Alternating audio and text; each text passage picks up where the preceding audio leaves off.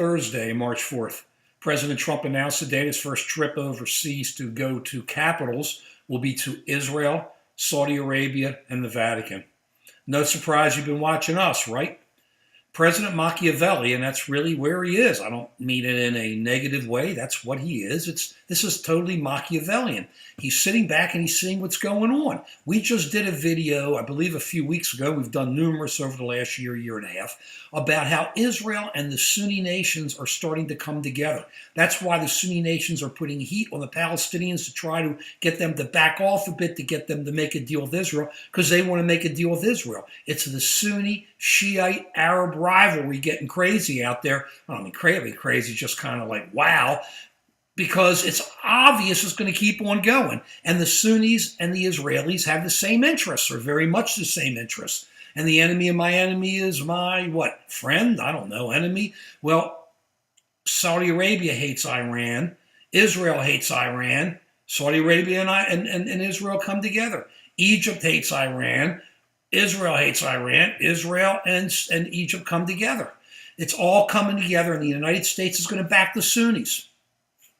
You got Turkey. Turkey has reestablished relations with Israel.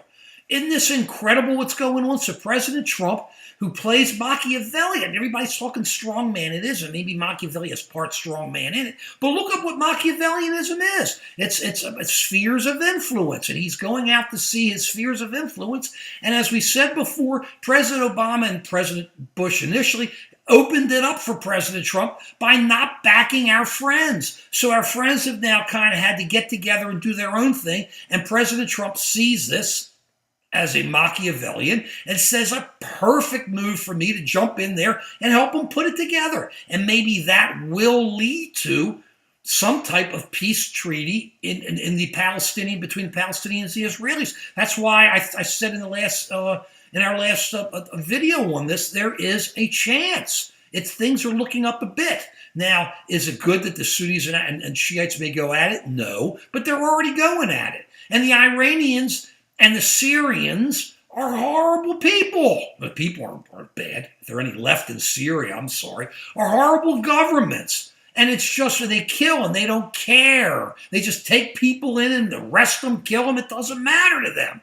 So we're going to be backing the Sunnis, and ours do also, some of our friends, Egypt, Saudi Arabia, but at least we push on them so that Egypt released the Americans. You saw the Americans got released by Egypt. That kind of came and went about a month ago. President Obama couldn't get her released, but President Trump did because he's engaging as a Machiavellian, because that's where we are now. The vacuum in foreign policy put it into a position where the United States has to go in. Whoever the president was going to be, whether it was going to be Hillary or it was going to be President Trump, it was going to be a Machiavellian and was going to be tough.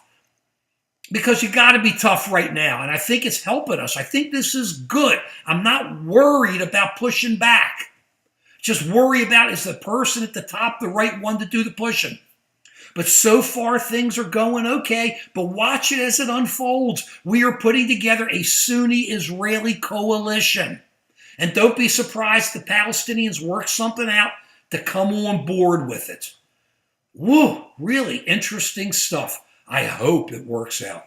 It always does for us, though. Peace.